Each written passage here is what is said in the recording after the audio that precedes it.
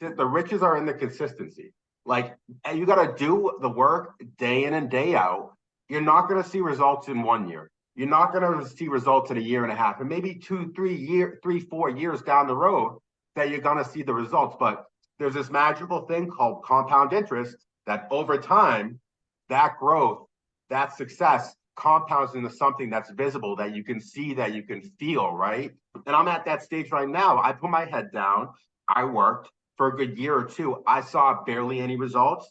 I continued. And finally in year 3, I had my head went through the light. It went through the water. It saw the light. And I actually saw a path towards my dream of financial independence. But prior to that, I was just grinding every single day.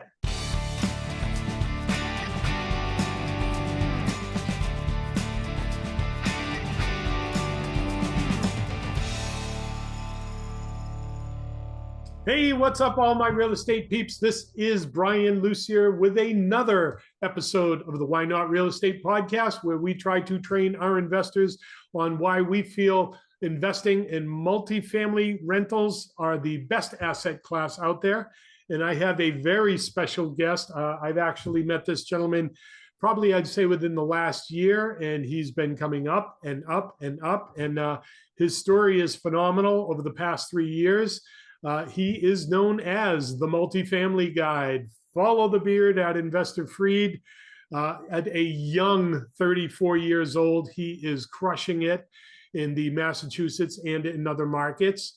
He still holds a full-time job, or I'll let him explain that. And he is actively investing with other partners and other syndications. And I'll let you hear his story. But I was just asking him in the green room. He's gone from 30 units to 90 units in a 3-year period. So that is phenomenal, 300% growth.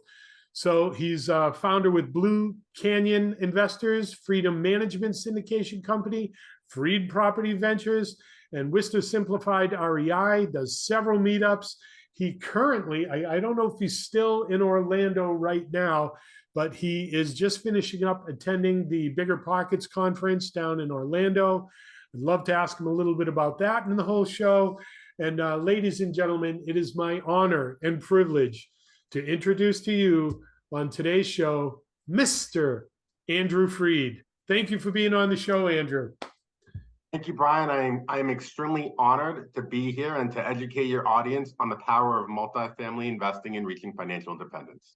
You absolutely are going to have some great tips for us. So before we jump in, I got to know what's going on at BP, Bigger Pockets, the conference that are you still there in Orlando? I am not. I got back late last night. It was a spectacular event filled with everybody you want to see at Bigger Pockets. I even met Pace Morby for the first time, David Green, all the big names. Everybody was super approachable. There were around 2,600 investors there. So there was so much networking that I'm an introvert. So by the end of the night, I was just like passed out. But it was a fantastic time nonetheless. And the best part of BP, they shut down Universal Studios for us. So at one point, we had the whole park to ourselves, open bar. It was a fantastic time. So if you have a chance to go to BPCon, I highly recommend it. So you went to BPCon. I'm pretty sure you went down there with Ryan, your partner, Ryan Emmerich, whose podcast actually launches tomorrow on November 20th. We're shooting this November 19th. You went to the different conferences. You went to the different breakout sessions and all that. What did you learn down there at BP that you might be able to share with us? What's going on in the market now? What are some of the concerns? What are the opportunities? What did you learn in a nutshell down there at 30,000 feet? I think I learned that there is uncertainty across every real estate class. Nobody knows what the future holds, right? And nobody knows what the Fed's going to do, right?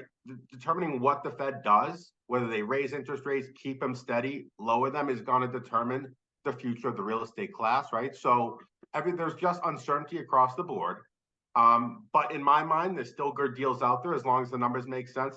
I'm buying right now, and actually in the past 4 months I closed around 72 units. So I am still buying. Deals are still out there.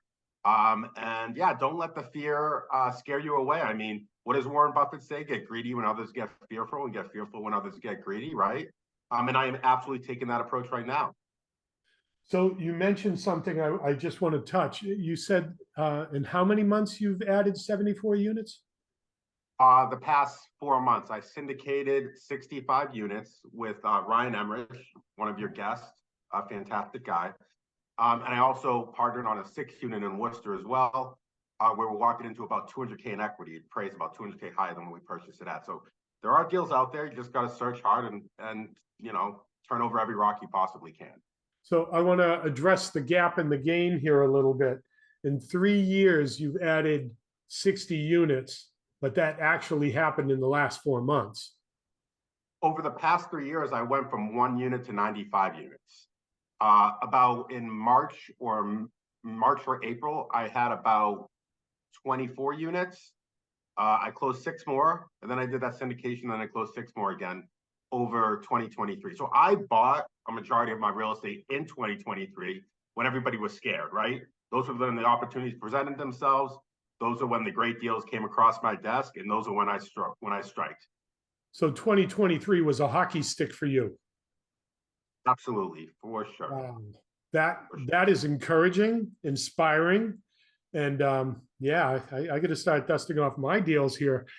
So wow, so 20-ish, 30-ish units over the last 2.5 years, and then last half year, boom, you skyrocketed 300% growth ish. Yes, yeah, and I mean, I really leaned into the power of partnering and JVing and kind of going after bigger deals. Previously, before that, I wanted to do everything myself, right? My first 10 units I own outright. But once I suddenly realized the power of partnerships and leveraging other people's strengths to make up your weaknesses, really, really kind of launched me to a new stratosphere for sure. So yeah, I've over the past year and a half, I've seen the power in partnerships, and it's really helped me grow my business dramatically. Whoa, whoa, whoa. Yeah, we got a lot to cover here. So I'm going to jump back on script here. I know we did a little rabbit hole there, but I wanted to hear about BP. And when you mentioned the 74, there was a story in those numbers there. So I wanted to peel back the curtain on that. That was important stuff. So here we are on the Why Not Real Estate podcast. And first question I always ask all of my guests, you're in real estate now, but what did you used to do before real estate? And for your case, I think you're still doing it, right? You're exactly correct. So just like a lot of people prior to real estate, I went after the American dream of getting a good education, going to a good school, getting a good job, making 6 figures, getting a nice little swanky condo in a city, right? I did exactly what everybody told me I should do for a decade. And then, I read Rich Dad Poor Dad. I look at my net worth, which was about 250,000 at that time. 80% of my net worth derived from the condo I bought in 2015 that I completely forgot about. The 10 years I was saving money amounted to around $50,000. So I was like, wow. I was like, maybe there is something to this real estate thing. And that was the start of my journey where I took out a 200K line of credit. I shook myself of any procrastination like video games or movies where a lot of people try to escape the reality they're living in, which I did for many years. Every time I came home from my W-2, I always had this sinking feeling of I should be achieving more. Yet I always drowned that feeling in procrastination, in video games, in movies, and whatever I could do to forget that drive. But once I came to the realization of the power of real estate, I went all in. I took out that 200K line of credit. I house hacked a couple of properties. I bought into a syndication that sold. I bought some more properties via an investment loan, and then just started JVing, buying, and here I am today, 3 years later, still working my W-2 job. So what it was, a HELOC? Is that what you did? Did you take that off of your condo?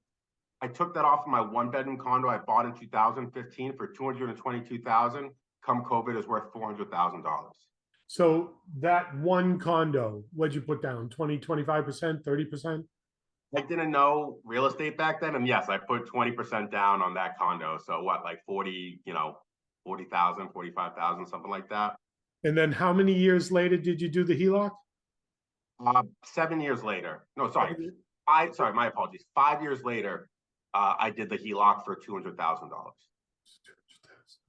So you basically had a one-on-one, you had 100% return. And by the time you did the HELOC, you had a 500% return on your down payment. The power of leverage, it's an incredible thing. So now you take this 200 and you leverage it into a million-ish or whatever the next deals were. That's exactly correct. So I took that 250,000 over the course of 3 years. I did accumulate that to more than $1 million in net worth. So yes, and real estate's a powerful thing for sure. A lot of which was house hacks. A lot of which I did HELOC my first house hack to get another line of credit. I did open up a business line of credit as well. So I got very good at finding pockets of money and using the concept of arbitrage, where you can borrow at one rate, transition that into another fund that provides you a higher return and build wealth that way, right? So I'm borrowing at 3, 5, 7, 8, and I'm arbitraging that in the assets, give me 10, 12, 14% return on my money. So that's how primarily how I built my wealth over the past 3 years. And the trajectory of that spread is just accumulating wealth while you sleep. Exactly. Like, and as you know, the more assets you have every single month, the more your net worth goes up with mortgage pay down, with appreciation, with tax benefits. I mean, cash flow is great, but the other levers in building wealth in real estate are really what hockey sticked my net worth. So to that point, I've actually taken very little, if any, cash flow from my properties and either kept them in the property to keep the property up and or use that money to buy more real estate.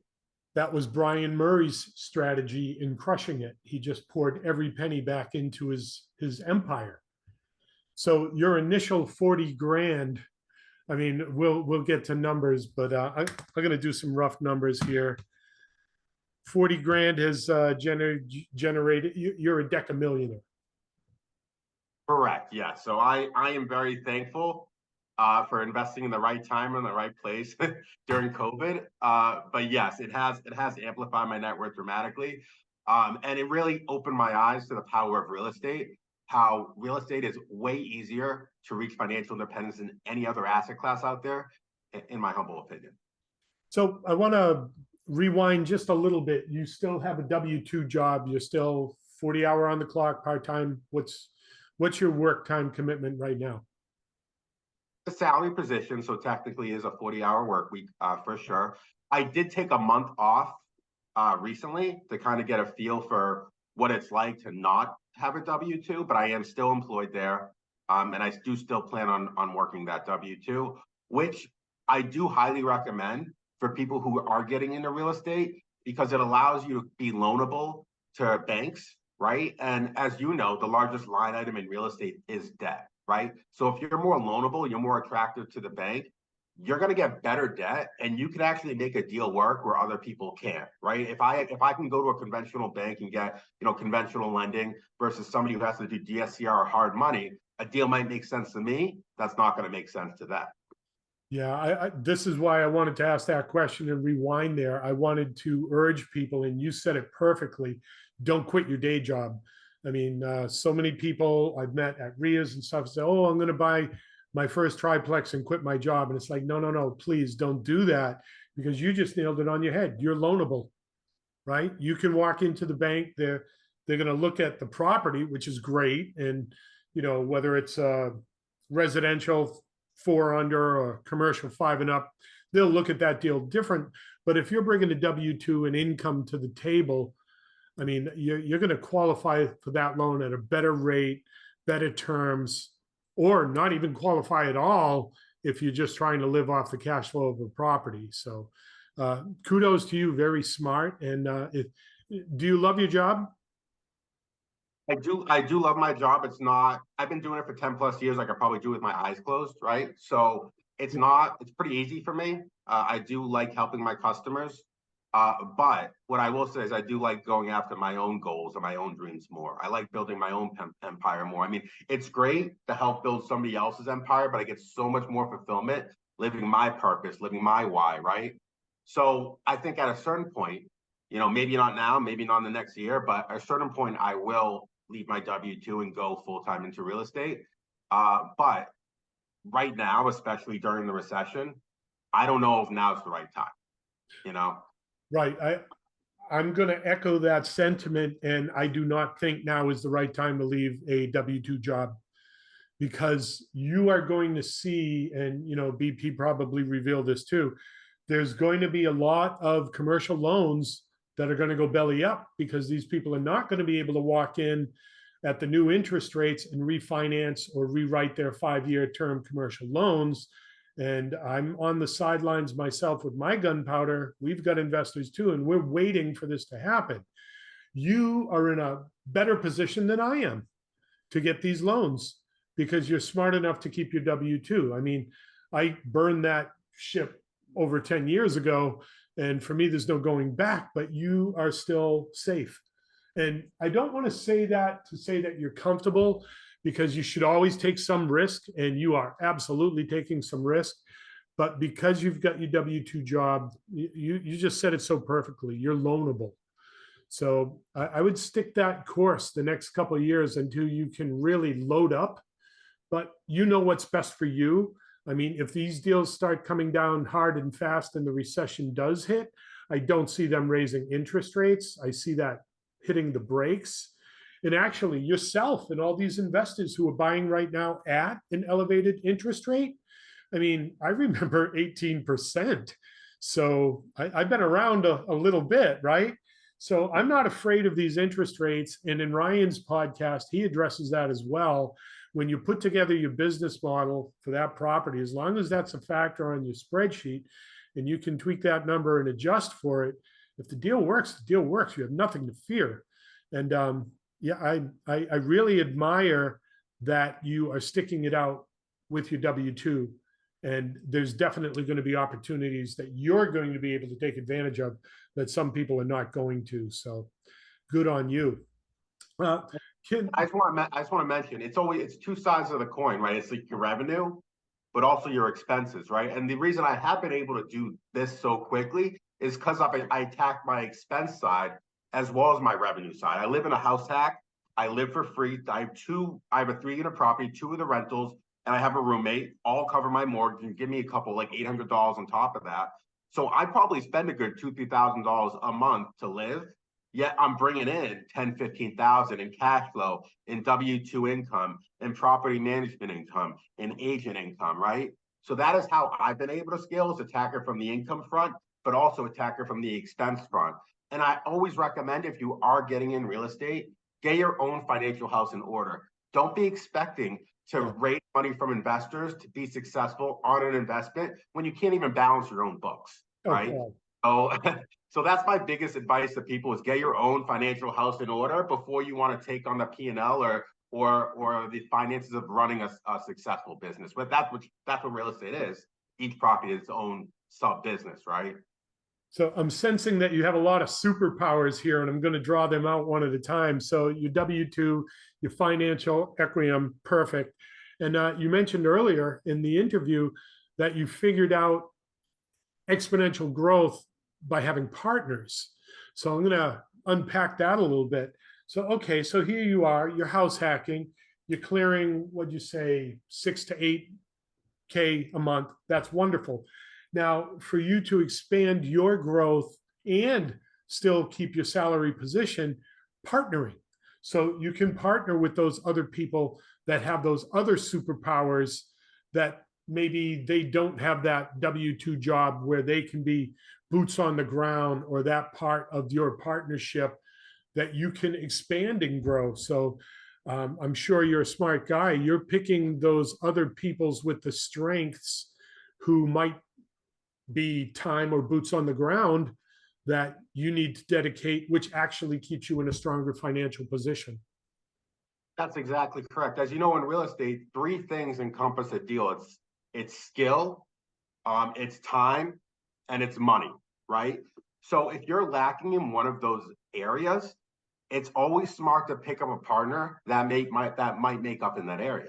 So I'll just give you a quick example. Since I expanded so quickly, 95 units in 3 years, my debt to income ratio has not kept up. My tax return money from this property is not being taken into account when I'm being approved for a loan. So as a result, my loanability has shrunk over time the more properties I picked up. However, great deals are coming across my desk, great deals I don't have all the money to take down myself, right? So what's the solution? Find somebody with a high net worth that I can partner with on a commercial property to make up my negative side in regards to my finances, right? Because I mean, I'm strong financially, but my taxes don't reflect a lot of the property's income that I bought because you need 2 years of tax returns, right? So that's just a quick example how, over time, I became weak in a certain area and I found partners to make up for that weakness. So that would be someone coming in as a sponsor position, give them equity in the deal or even debt in the deal, however you want to structure that, whatever works for you. Yeah, we're so off script right now and I'm loving it. So when I heard you speak, that's when I absolutely approached you and wanted you to be on the podcast. I think this was at one of Nick's events in Leominster, the Fix It Burger, but you were mentioning your relationship with the different banks, and what you were saying there is gold because you had different banks, different relationships for different types of properties. Could you peel back the curtain on that a little to your strategy? Absolutely. So the best banks in real estate are portfolio lenders, the small local credit unions and banks. Each portfolio lender has their own specialty on what they like to do. Some small local banks like to focus on lines of credit. Other banks like to focus on low down payment, owner-occupied type loans. Other banks like to focus on competitive commercial products, right? So more or less, it's really smart to identify the banks that do a lot of work with investors, identify what deals, what sort of loans they like to focus on, and work with them based off what you're seeking, right? So for example, I do a lot of house hacking and my clients do a lot of house hacking.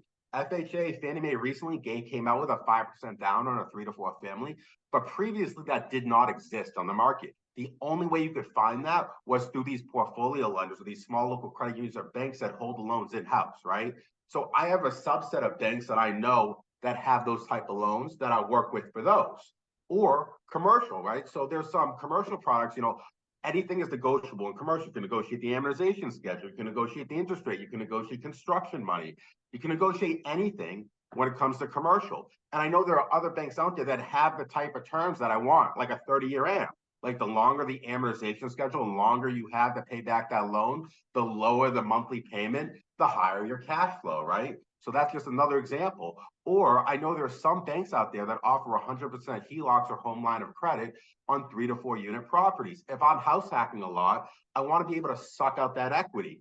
However, when you house hack, you go with a low down payment loan, a 5% loan. If you try to refi or sell, you don't have enough equity to take that money out. The only solution to do that is with a line of credit, right? So prior to leaving a house hack, I always try to open up a line of credit to get access to that equity. So as I mentioned earlier, I can use the concept of arbitrage to take that money to buy more property that gives me a higher cash on cash return, increasing my net worth.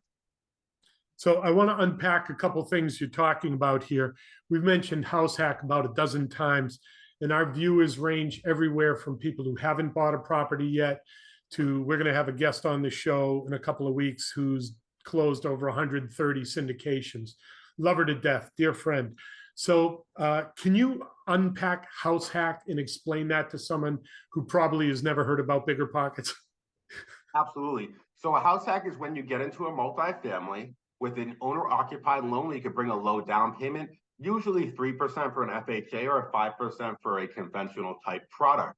And this is fantastic because you can go into a 3-unit property, live in 1 unit, and have the other 2 units cover a majority, if not most of your mortgage, living for free, right? And that's incredibly important in wealth building because what is everybody's highest expense in this world? It's housing, right? So if you can remove your highest expense, your expenses are going to drop by 50%, increasing your savings rate by 50%.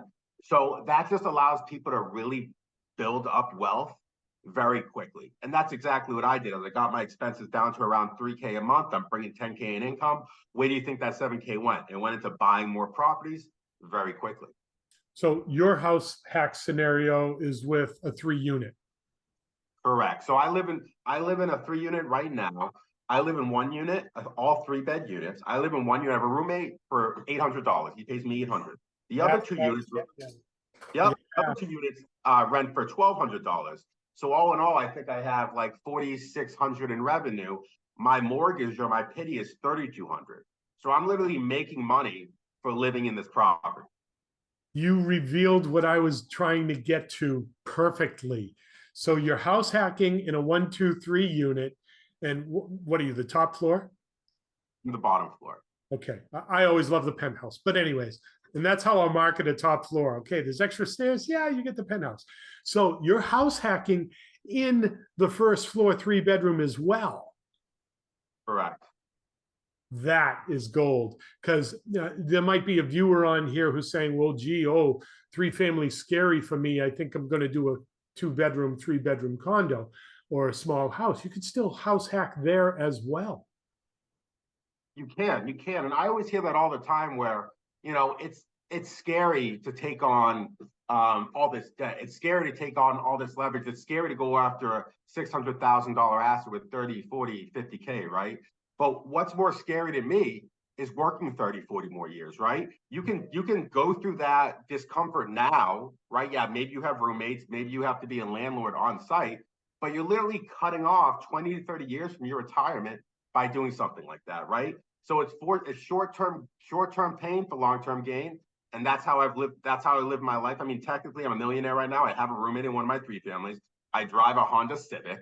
Like, I got to do what I got to do to retire as quickly as possible, which I'm completely fine with. And kudos to you, because you're already training yourself to live within your means. And if I had, well, my boys are grown now, probably your age, but living within your means has got to be like the hardest challenge. My dad would always explain to me there's 3 buckets in your life. One is your investments, one are your living expenses, and one is your toys. And, I love my tenants because they provide a lifestyle that I get to enjoy, but I see them put all their money into the toy bucket. If there's anything left, they'll pay their rent and never even think about investing. And you have flipped that. You're doing the investing first, which is flowing over into paying your living expenses and then delayed gratification. Someday that Honda Civic is going to be a what? New Honda Civic. A new Honda Civic. All right, beautiful. That's excellent, right? I mean, I've been driving the same car now 15, 18 years. It's been paid off for quite a long time, and I enjoy that car very much. I can't complain. It is a 1998 convertible Roadster Beamer Z3, so it's not a Civic, but it gets me from point A to point B, and I can get a tan while I drive it, so I'm happy. Yeah, I mean, you've already gone through that battle of delayed gratification, and you've got to the end of the mountain, right? Like, I'm still in my journey. Cars just don't do it for me. I'd rather get a Civic and spend that 10, 20K on a trip around the world, right? Like, I would love to pay for experience. That's where my money would go once I got Beautiful. Well, if you want a nice business deduction, we've got a couple extra bedrooms here. Perfect. Sign me up. All right. Well, just tell me when your flight is. We'll pick you up. The other term you mentioned was the line of credit. Okay. And let's focus on that first deal you did. It was a condo. You put 40 grand down. 5 years later, 200 came out. And what did you pay for that one? $122,000. So I put around 40, about 20% down, 40K down. Yep. So roughly 40K down. It was 200 purchase, and 5 years later you refinanced out, or was it a refi or was it a line of credit? It was a line of credit. It was a line of credit. And the magical thing about lines of credit, which I think very few people think about, is it's actually lower than if you did a refi, because usually lines of credit have a 10-year interest only period, right? Mm-hmm. So with lines of credit, I can pull a line of credit, my monthly payment will be way lower than if I refi, because it's the principal plus the interest. Additionally, lines of credit are really powerful when it comes to your debt to income ratio, because lenders take into account the minimum payment on a debt. So if you're taking money from a line of credit, they're only going to take into account the interest from that money and exclude the principal. As opposed to if you get a mortgage, they're going to take the principal plus interest that's going to hurt your debt to income ratio worse, right? So early on, I was able to be extremely loanable because I had all this debt out there, but it was only being interpreted based off only the interest, if that makes sense. No, it does. It does, because your payment is lower. Your debt to income ratio is not affected as dramatically as a brand new mortgage with a higher payment, which actually gets a little more risky because you've started from zero resetting your mortgage. So I don't know if you've experienced or if you've used a checkbook line of credit. I haven't. Please explain. Okay, so a checkbook line of credit, and if you have equity in your properties, this might be something you could lining up your ducks if you want to, if you think it's of value to. But a checkbook line of credit, say I own a 6-family with 200, 300K equity, right? So I can work with a bank or an institution now, and it sounds like you've got a Swiss Army knife of banks that you could present this to, and some will, some won't, and some will give you a better deal. So a checkbook line of credit is setting up the line of credit, but not using it until you write a check against it. So you get all your ducks in a row. You've got 10 properties that have 100K in equity. It doesn't cost you a thing to set up a checkbook line of credit with these 10 properties. You have $1 million at access that you'll only start paying for when you access it and write the check. And yeah, that's an ingenious strategy right now because cash out. I have a lot of equity in properties, but cash out refis are very challenging when interest rates are at right now. You know, because the debt service coverage ratio get dinged dramatically by that debt payment, right? So right. I have properties right now where it's not worth it to do a cash out refi, but I would love to draw that equity. So what do you call that? A checkbook? Yeah, a checkbook line of credit. Checkbook line of credit. Basically, they set the whole thing up. They give you a checkbook, like a paper check, and the loan only starts when you write that check and use it on something. That's very, yeah, I'm absolutely going to do. They just appraise each property, figure out the appraised value, set it up beforehand. Now that's a really cool tool. I'll look into that for sure. Yeah, and if you have one bank that will do that, I mean, Warren Buffett says, don't keep all your eggs in one basket. And then Dale Carnegie says, keep all your eggs in one basket and watch that basket. So if you found a lender that had that product and you said, okay, great, here's the property I wanted to do it on. What would you do for me if I give you 10 properties to do it on? You know, you can play that negotiation game. You could have hundreds of thousands of dollars of gunpowder off of a couple of phone calls without having to spend a dime on refi. Sign me up. Sign me up. That's why I love talking to people. You know, you'll have one piece of a puzzle. I might have another piece of the puzzle. Like I used to tell this to my wife all the time when we were visiting down here on vacation. You know, I'd always come down, read a book, and, you know, it'd be like these 2 floating puzzle pieces in the sky.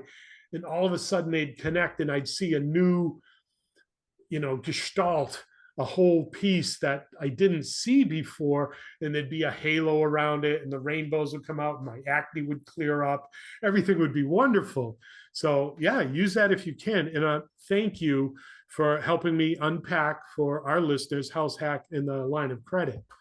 So yeah, we're way off script. We've only done the first question. So I'm really loving this. Really smart, everything that you've done, the banks, having your own banks, like a Swiss Army knife. Each blade is a different tool, a different tactic for a different market, different type of property, different type of product. And that's gold that you figured all that out. And I'm just blown away. I mean, I hate to ask, but Andrew, how old are you? I'm 34 years old. Okay, I started when I was 38. Well, hey, I would love to be where you're at right now. You're in Aruba right now. Well, okay. Yeah, that could definitely happen. Definitely happen, or wherever else you want to travel to.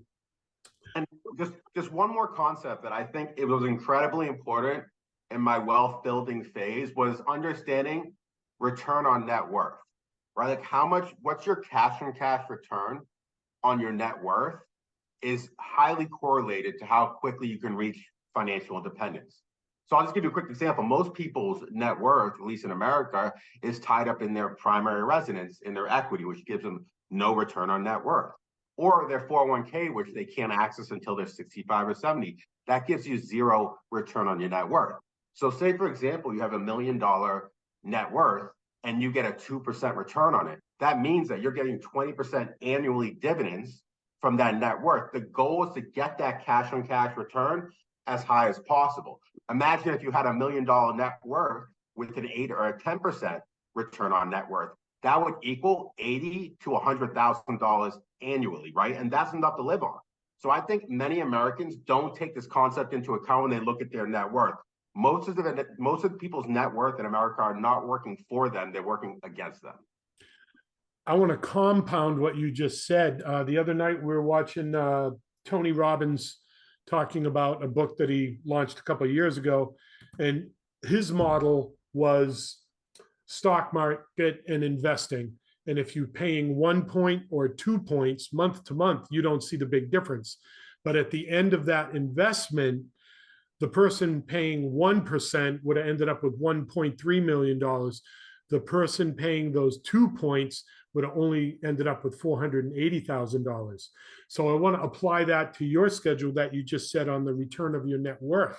If you have that 2% return on $1 million or your 8% return on $1 million, that rolls into your principal and compounds. So even at the 2%, it's beautiful music, but that 2% is going to compound year after year after year. Even if there was zero growth, because you're adding it back in, that 2% number is going to grow. If you can manage your assets to increase that 2%, you're on rocket fuel. Exactly. And the other thing why I think real estate is so magical and wealth building is it tackles the tax front, right? Taxes usually encompass 20 to 30% of every dollar spent, right? So if I can use real estate to pay no taxes, like S&P 500 gives a 7% return.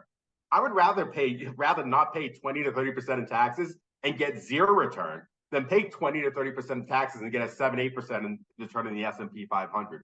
So real estate's really important on attacking the tax front, where you're paying a very low tax rate.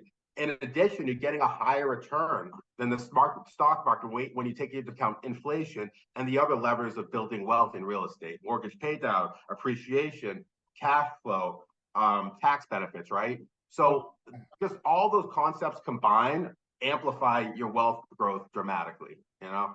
You've nailed it. I tell this to as many of my staff as I can, or family members, anyone I love, and not everyone grasps it, right? You can have $1. It's either income or expense. If it's expense, it offsets your taxes, period. If it's income, you're going to pay taxes on that 20 times. First as income, then when you buy gas, then when you buy groceries, then when you buy popcorn, then movie tickets. It's taxed every time you use it.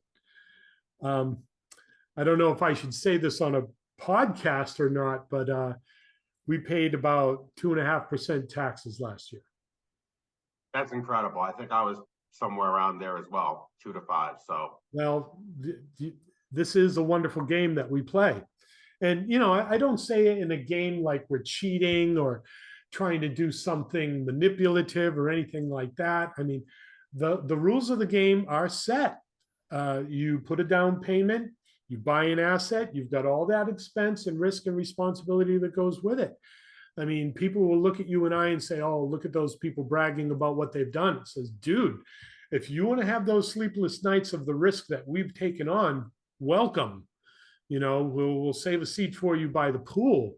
While we're talking, I just got a text on the side here. One of my investors thanked me for going out to dinner with him Tuesday night. He said he was in a condo project. He was putting in 1.1 of his own money, $1 million.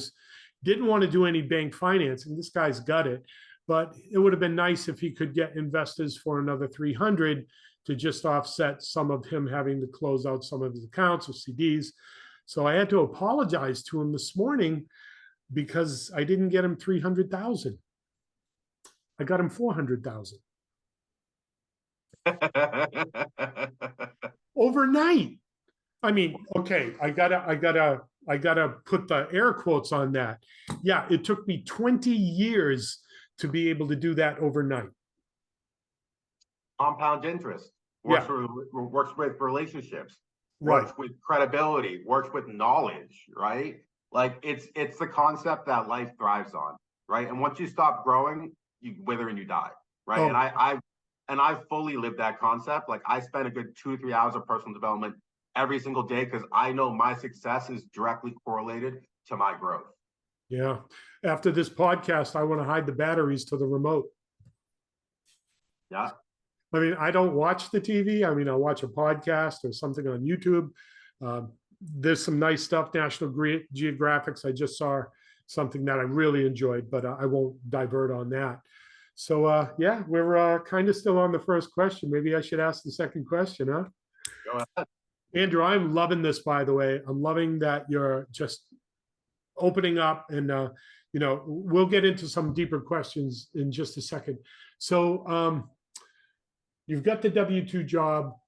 What was it that influenced you, or what light bulb switch was it that made you realize that real estate could be something obtainable as an investment? I would say just like I said, reading Rich Dad Poor Dad, looking at my net worth, realizing that 80% of my net worth derived from this asset class that I paid zero attention to.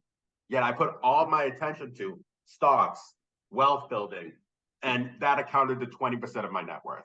So I came to the realization, it's like, wow, this 80% bucket, if I actually put time, effort, energy here, this is going to provide a way better return for my time than putting in the stock market, giving it to a financial advisor, putting in my 401k, closing my eyes, hoping in 30 years it's going to compound to the point where I need it to compound to retire. I would rather take my wealth building in my hands. I'd rather be determined. I'd rather have a major effect on the quality and the return of my asset. And I feel real estate gives me those tools. You mentioned 401ks. Not too many people know this about me, but my background, I used to work in the design agency of Fidelity Investments. So, everybody else would go out to lunch. I was just starting to buy 3 families way back then. So I'm eating my lunch, my tuna fish sandwich out of the brown paper bag, and we're designing these pro formas and spectrums to give to companies to urge them to have their 401ks with Fidelity. So boring afternoon, everyone's gone. I'm eating my sandwich. So I start reading the thing and I start running the numbers and I start looking at it and say, okay, well, if I did what they say and I drank the Kool-Aid and I made the maximum investment and I reversed engineered from when I retired to when I could live off the money, I would be dead broke by the time I was 72 pushing carts at Walmart. That didn't work. And that's not the life you want to live. That's not the life you want to create, Well, it gets worse. I mean, I'm not here to slam 401ks, but people got to realize this. I used to drive around in Silverado University, which my Chevy truck, and I would hear these radio stations saying, oh, invest in your 401k, tax-free. And I would scream and yell and pound on, it's not tax-free. You're deferring the tax now. At no time in history have I ever seen taxes go down. So you're just kicking this can down the road for your future retirement at a point in time when you're going to try to live off it and pay a higher tax than you would have now and invested it to do your return on net worth. I get furious. I do too. I think the whole system's rigged. I mean, obviously, the financial institutions want us to give them their money, then don't touch it for 30 years. Who wouldn't want that? Who wouldn't want a constant stream of passive revenue forever, right? Oh, we do. We're real estate investors. So that's exactly what we do, except we invest in assets that give us the dividends, and don't give those financial advisors the dividends, right? Right. And ours is real estate. You can touch it, you can feel it, you can drive to it, you can improve it, you can control it, you can raise the value of it. I don't see any other investment that you can do that. On the last podcast, the speaker said, what other investment could you walk into a bank and say, hey, I'd like to take out a loan to buy stock? They're going to say, well, no, we don't do that. But you can go into a bank, put down 40K and leverage another 160. The bank will leverage you on a real estate investment all day long because they know it's worth something. Exactly. All right. We're going to get to question number 3 here. We only got 4 more hours to go. So if you could go back in time in your long 5 years of investing here, what piece of advice, this is a 2-pronged question, what piece of advice would you give to yourself when you first started investing? And what piece of advice would you give to someone starting out today? The advice I would give myself is lean into the niche. The riches are in the niches, right?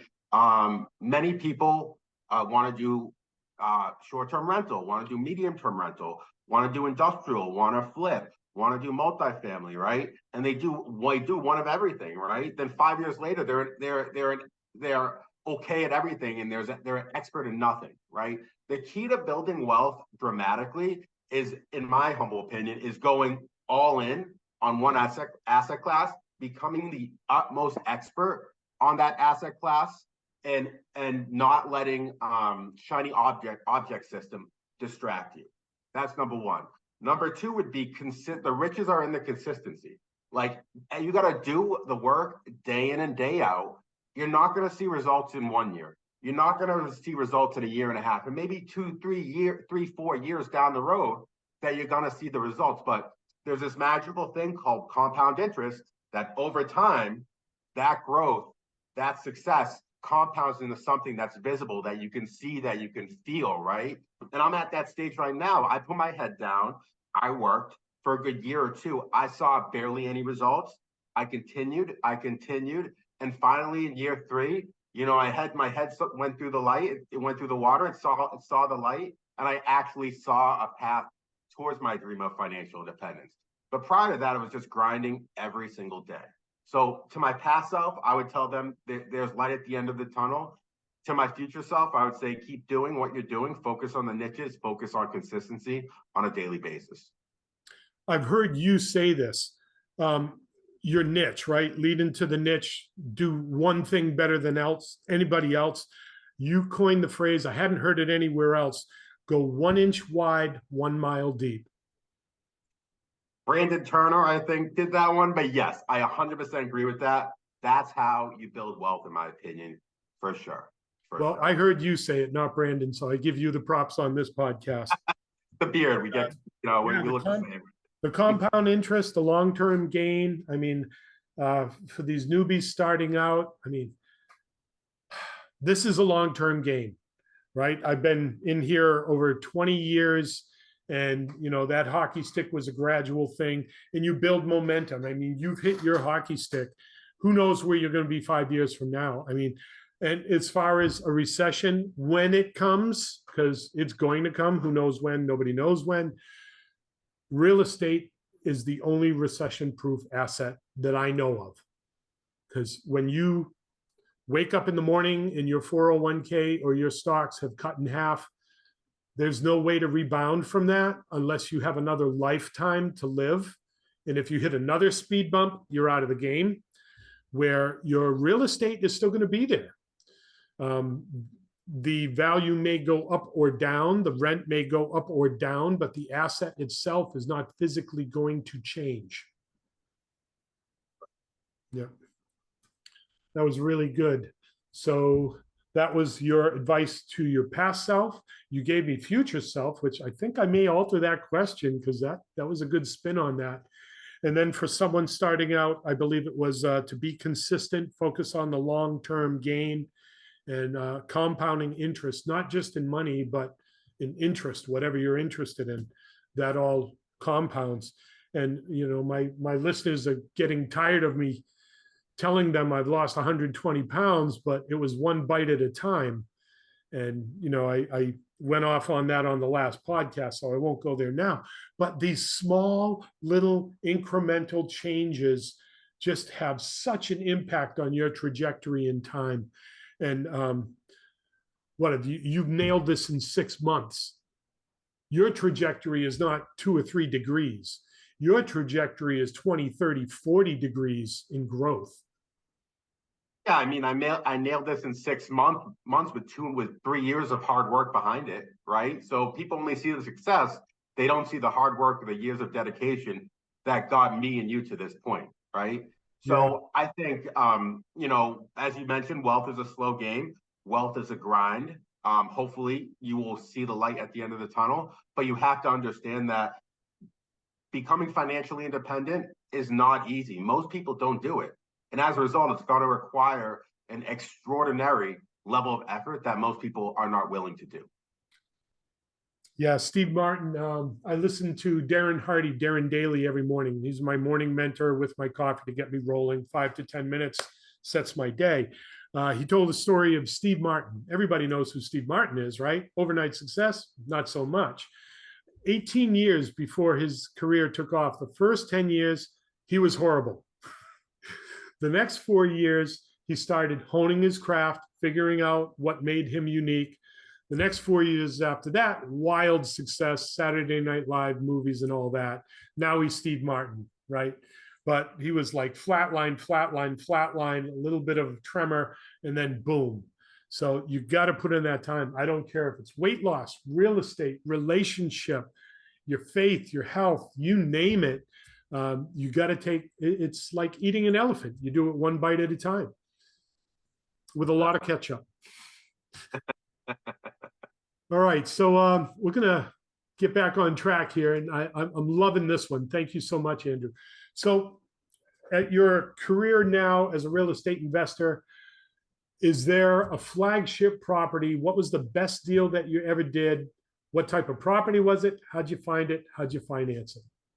So everybody's best deal, in my opinion, is their first deal, right? So my first house hack got me into the game. I completely overpaid for it. I think I paid $60K above what the closest comp appraised for, right? But it was a great asset. That was my best deal. But what I'll tell you about like my most profitable deal, I'll kind of go into that to give people an understanding of how you could find a good deal like I found a good deal. So my second best deal was a fiveplex, 5 units in Worcester, Massachusetts.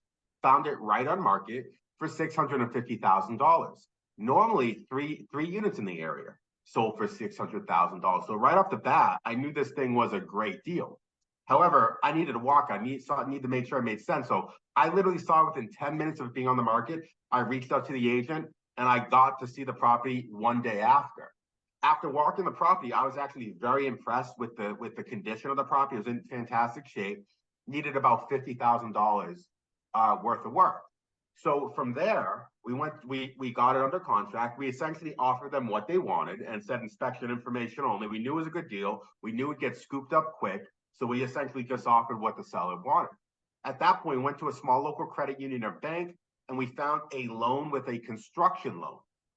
So the amazing thing about construction loans that not many people talk about is the fact that when you do a construction loan, you have the ability to take the pro forma or the future rents into account. This was a 5-unit property. The rents on it were $3,600. If we just tried to get the property loan based off the $3,600, we would have had to bring 50, 60, 70% down to hit the debt service coverage ratio. However, because we incorporated a construction loan, we were actually able to take the before appraised value and the after appraised value once we put the construction money in this project, which was about $50,000, to take into account what the market rents would be. So they actually gave us a loan based off the market rents, which were around $8,800. And as a result, that gave us the ability to only bring 25% down of the purchase price plus the construction money. So the purchase price was around $650,000 plus the construction loan of $50,000, which we only brought 25% of. So we were all in for around $700,000. After we did the construction, now, and we got the rents up, currently they're about $8,500. They were previously $3,600. The property is worth $950,000. So, and that was about 6 months worth of work. So we literally created, $250,000 of equity in that property.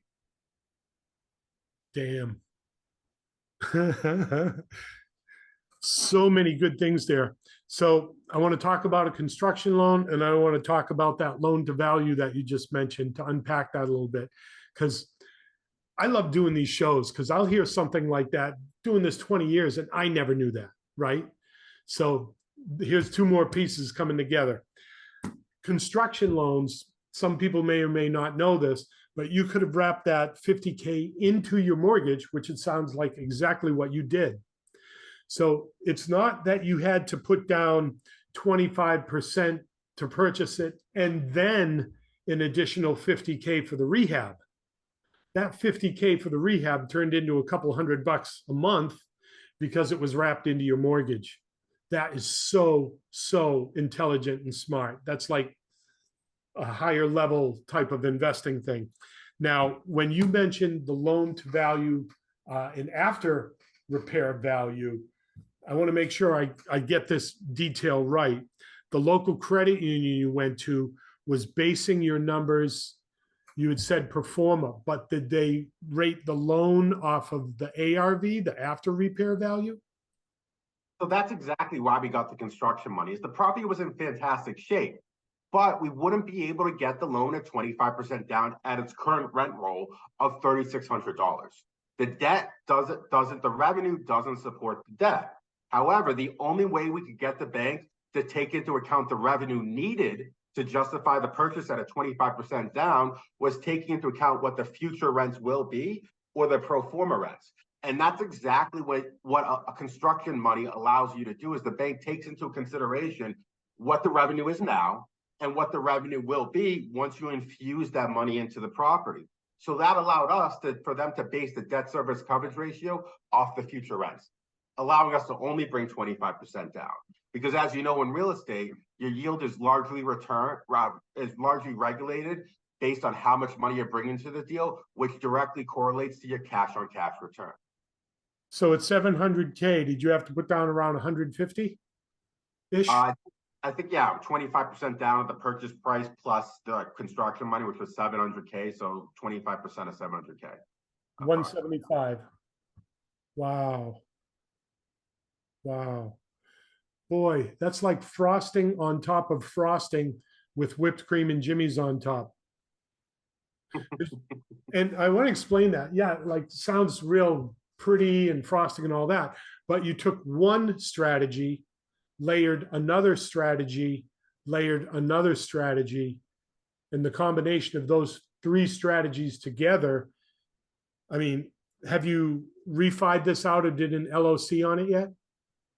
Great point. And I mean, that goes back to the rising interest rates. Like we could cash out 100, but at that point, we're dropping out of a 5.5 interest rate and taking on an 8. Yeah, right? don't do that. So don't want to do that, but we definitely want to access that equity. That's why your checkbook line of credit opportunity sounds perfect for that property like that. That's probably something I would seek. If you have any lender recommendations, please definitely send them my way, because this property would be perfect for something like that. I would recommend the relationships that you already have who know you and trust you, because even if I gave you someone, they don't know who you are. Whereas if you've got, you've got that relationship, again, that's layering a strategy on a strategy. You already have the relationship. So what year or how many years ago did you buy the 5 unit? We bought the 5 unit in October 2022. So, and we stabilized it. 1 year. What about 1 year? Yeah. And we stabilized it within 3 to 4 months. Three of the tenants were Section 8. So we simply just went to them and brought on the market. As you know, if they're month to month for Section 8, you can request a rent increase. The market super easy. The other 2 units, we used the construction money to do a cosmetic upgrade on one, and then convert the other units into 3-bed units. It was those Worcester multi-families with a double living room. So we actually turn a lot of the 2-bed units into 3-bed units. So that's how we did the value add. And it worked out great. Like I said, we got the rents up within 3 to 4 months to over 8 grand from 3,600. So it was by far one of the best deals we've done. So 1 year later, your equity on that property is $250,000. Correct. Okay. Now I like to do the numbers. I always do this in the show. I keep my calculator handy, right? Okay. So not only did you have 100% return on investment in 1 year, you have 75K in equity. Yeah, it was a great deal. Very happy I did it. And now the property's worth 900. 950. It's debatable, but yes, around there for sure. All right, even on a soft market, 900, that's still a great deal. Absolutely, for sure. For sure. I don't know. Point to another investment class where that's possible. I don't know. I mean, okay, real estate, you might do it in mobile homes or a storage facility or something like that. But you had control over the asset where you could raise the value of the property through sweat equity, whatever. Just think about this. It took me 10 years to create a net worth of $250,000. Within 4 months of owning this property, I created the same net worth. Real estate is freaking magical, and people who don't invest in real estate are missing out on a ton of gains, in my opinion. Then I'm off on my numbers, because if you did that in 4 months, you have a 300% return on investment, not 100. It's mind blowing. It's mind blowing what real estate can do. And I mean, this is nothing special. These deals are out there. You just got to find them, and you just got to know how to operate them. And that's why I said it's incredibly important to become an expert in one specific asset class, right? If I was trying to do short-term rentals, medium-term rentals, multifamily altogether, you think I would have all these strategies in my head? I wouldn't, right? I might have been able to employ one of those strategies, but like you said, I was stacking strategy on top of strategy on top of strategy to create that work, to create that wealth, right? I love this. I love this. I love doing this show. I love talking to people like you. I mean, I'm going to be all juiced up when we're done. I'm going to like corner my wife and said, and then we talked about this, and when we talked about this, and he did that, and he did that. And yeah, I love being on these shows more than I think having the guests on the shows, because I learned so much. So I hope that our viewers are really taking some copious notes here.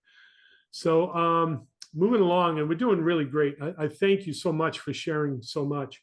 What was the biggest hurdle you had to overcome as an investor? I would say the biggest hurdle I had to get over myself was putting myself out there to the world. I'm previous to real estate, I was very introverted, very private, didn't really have social media, didn't really like to show myself to the world.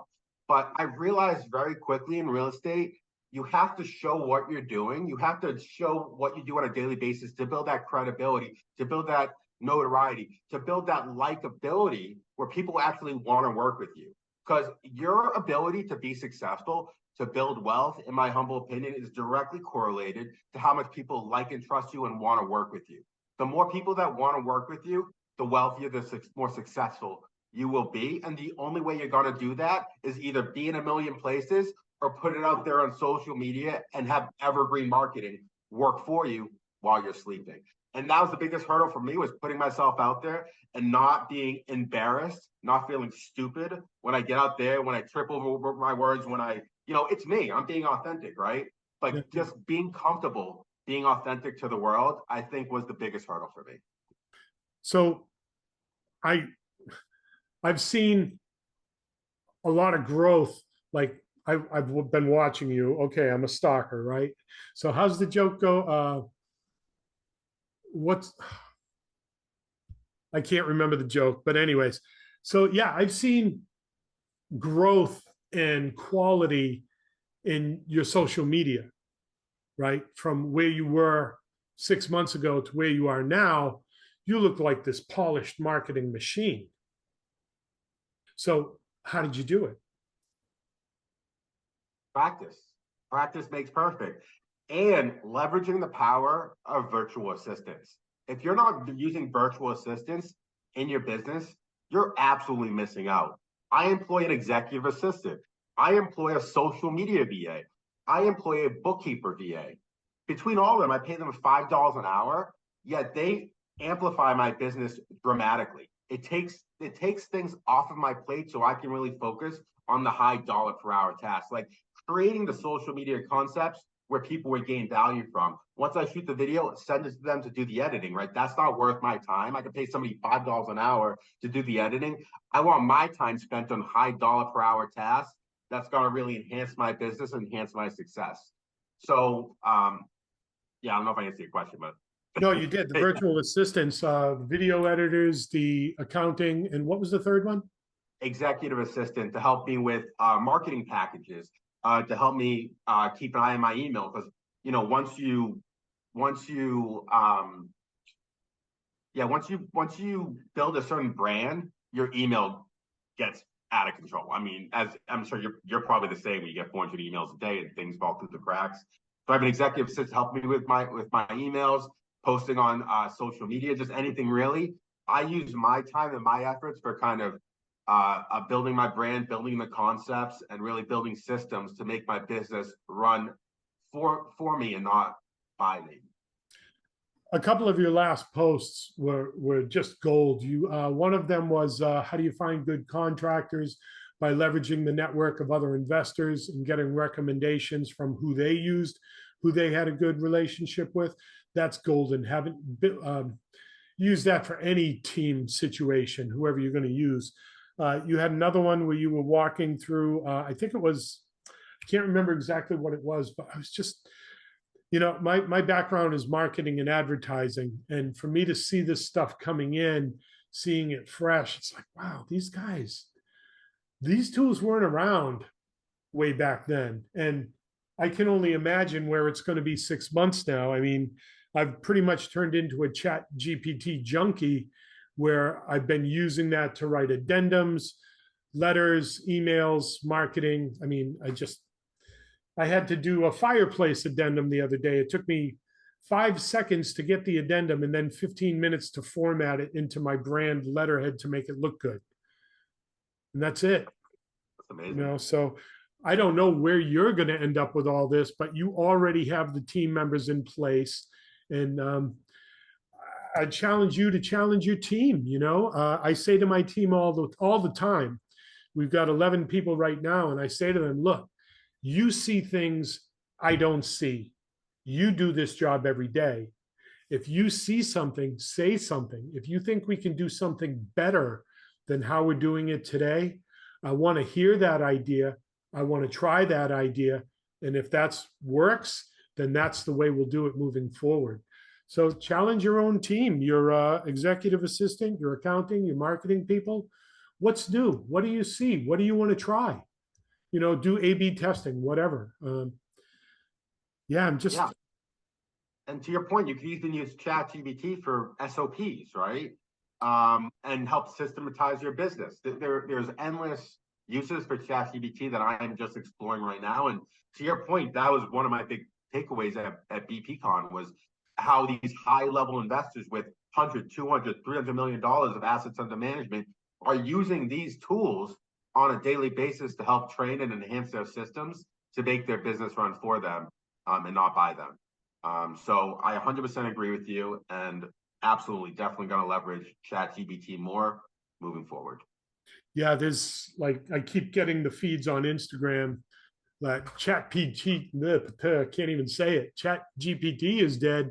And now here's the new thing to replace it. And then you got to use these 10 apps and this is what they do. It's like, so yeah, I mean, in my lifestyle down here, having my team run up there, we're in Massachusetts, we're in Los Angeles, we're in Aruba, they free me up to be able to do things like this and to be able to explore and what if scenarios and innovation. So I'm just so thankful for my team. And, I put it out there for you to challenge yours, whoever you got working for you.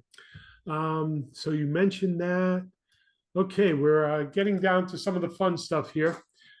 In your investing career, and everybody has the same answer, let's see if we get it. Every in your investing career, was there a book that made the biggest impact on you? Okay, so we all know the book. I ate the purple pill, right? But I'm not gonna say that because everybody says that. I'm gonna go with my other favorite book, Seven Habits of Highly Effective People by Stephen Covey. That is an amazing book of not only how to be successful in business, but how to live a magical life. Some of the amazing concepts that really cemented in my mind with that book was, think with the end in mind. Reverse engineer the life you want to live by thinking of the future 10-year self that you want to be. Or Pareto's principle. In there, they have a time matrix, right? And they go over what's important and urgent, what's important and not urgent, what's not urgent and not important, and what's urgent and not important. And the key to building a successful business is to spend your time in the urgent and important and not urgent and not important buckets, and really figure out systems to take yourself out of the fires, the urgent and the important, and move yourself into the not urgent and the important tasks, which is essentially building your business as opposed to working in your business, right? So those are some really concepts that really stuck out for me and taught me to focus on my strengths, focus on high dollar per hour tasks, and leverage other people for the non-high dollar per hour tasks or my weaknesses, right? Either via VAs, partnerships, etc. So that book had a dramatic impact on my success as an investor. Now, he did come up with a sequel, The Eighth Habit of Highly Successful People. So I'll just add that on there. If someone's going to the bookstore, get both. I think it was that book. This always stuck with me. He got on a train or a bus, and this always stuck with me. And I always try to remember this as a property manager. He got on the bus, and a guy got on the bus, and his kids were running all over the bus going crazy. And it was irritating him. And then he said something to the dad. He says, "Hey, do you think you might tell your kids to behave on the bus?" And the father said to him, "Oh, I'm so sorry. We just left the hospital and their mother passed away, and I'm just out of focus on this." So what that taught me is you never really know what that other person might be going through. So always just, calm down a little bit, use two ears and one mouth in that proportion. I think that was his book. It was, and that stuck with me as well. Yeah. So here's where I asked, was there a second book that impacted you?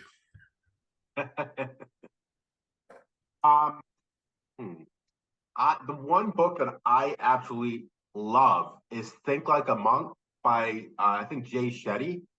That book really taught me the power of breath work, and more or less, your life is a culmination of your reactions to the world, right? So if something comes into your world and triggers you, bothers you, if you initially react to it, a lot of times that initial reaction I regret later personally. So it really allowed me to look inside myself and understand those triggers and see when I feel those triggers, take a step back, breathe, think about my reaction from a more conscientious standpoint, and address it from that front, right? Because like I said, all the bad decisions I've made in business has been my first reaction, a lot of which are ego driven, which in business, as you know, the ego is the death of a business, in my opinion. When you become uncoachable, that's when your business will die. Wow. Breath work. You mentioned that. Could you unpack that a little bit? I've never heard that term. Absolutely. So meditation, I do meditation daily with the Miracle Morning, and that really helps me slow down my brain because I have ADHD, right? So when I wake up, my mind's going a million miles an hour. Gotta do this, I gotta do this, I gotta do this, I gotta do this. But when I meditate, it slows it down and it allows me really to focus on what I want to focus on. And breath work is more or less it's rhythm type breathing where you really you teach your body to take in oxygen in a certain way over a certain period, and it calms you down. You could Google YouTube videos on breath work. Usually they're 10, 15-minute increments, but it really has an effect similar to meditation where it just puts you in a peaceful state and puts you in the present and really takes really takes your ego out of how things kind of approach you, and you more approach issues from a more balanced standpoint. And Miracle Morning, that was Hal Rod. Elrod. I'm going to put that in the notes too. So we actually got 4 books out of that segment. Good, good, good. So fantastic. So glad I had you on. I learned a lot. I hope our viewers learned a lot. So what's next for you in real estate, and why not get started today? So what's next for me is I want to help 10,000 people reach financial independence. So the truth of the matter is, I wouldn't be here today without the mentors and the friends, the networks, the partners that helped me along my journey. And I feel a need to give back to others to have a similar path that I did. I think financial independence is achievable by anyone. I think the only thing holding you back is your motivation and a good why, right? So that's definitely number one. I would love to syndicate 10,000 units. I want to travel across the world. So one of my goals is to travel to 100 countries. I want to write a book on thought freedom, which is a concept that I believe in deeply. And then I also want to actively own around 400 units. So those are some of my big goals, and those are kind of some of what I'm shooting over for 10 years. And I think that goes back to, think with the end in mind, right? So if I have these 10-year goals, what can I do in year 5 to get there? What can I do in year 1? What can I do monthly, daily, hourly to get me to those goals? Wow. Can I ask, what is your why? My why is control of time, control of freedom, geographical freedom, thought freedom, financial freedom, educational freedom. My goal is to show everybody, inspire everybody else to see that it is possible that they too can reach financial independence. I'm nobody special. I wasn't given a big pile of money. I went to school just like everybody else. I did the middle class journey. I wasn't given any other tool than anybody else. I mean, other than being born in the United States, which I'm incredibly grateful for. Yes. I mean, other than that, everybody has the tools to do it. The only thing holding them back is time and motivation, in my opinion. And a big determinant of somebody's success is their calendar and their bank account. If you look at their calendar and you look at their bank account, you can see their future. So if you're trying to reach financial independence, if you're trying to enhance your future, look at where you spend your time, where you spend your money, and that's going to give you a direct roadmap on where you're going to be in 30 years. Wow. What question should I have asked you that I didn't ask you? What question should you have asked me that you did? I've never got that question.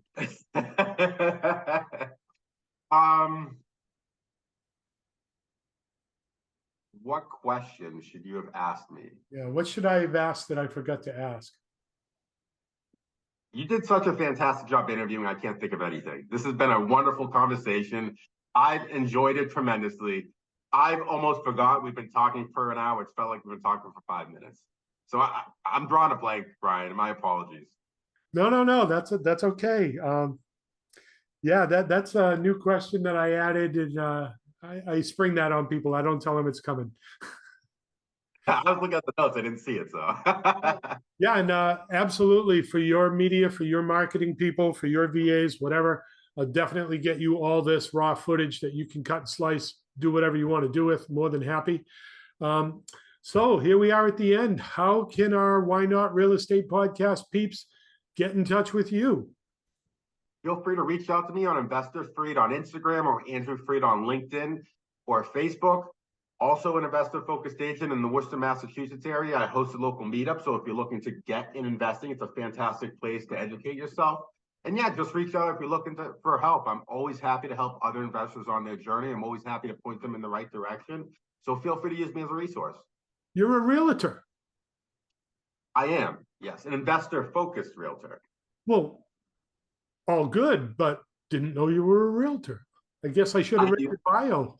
I do that on top of self-managing 24 units. I'm a W-2 worker. I'm a GP in a syndication. I have a team under me. I have a couple of agents under me as well. So going back to working 80 hours a week, I mean, that's how I've done what I've done is I've worked tirelessly to reach my goal. It's almost an obsession, to be honest with you. But can you cook? I cannot cook. Okay, well, that's all right. If you said yes, I was going to ask if you were single. Oh. This has been wonderful. Anything else you want to share with our viewers before I let you go back to living the dream? No, I just want to thank you, Brian, for taking the time to educate everybody on real estate. I think people need to see the power in real estate because it has changed so many lives. It is such a powerful tool to financial independence. And if you're not using real estate, you're missing out, in my opinion. Wow. Thank you. Thank you. That was a great ending to the show. So I want to thank you, Andrew Freed, the man with the beard, the multifamily investor. Thank you so much. And this is another show. We're drawing to a close. This is Brian Lucier on the Why Not Real Estate podcast signing out, and we'll see you on the next show.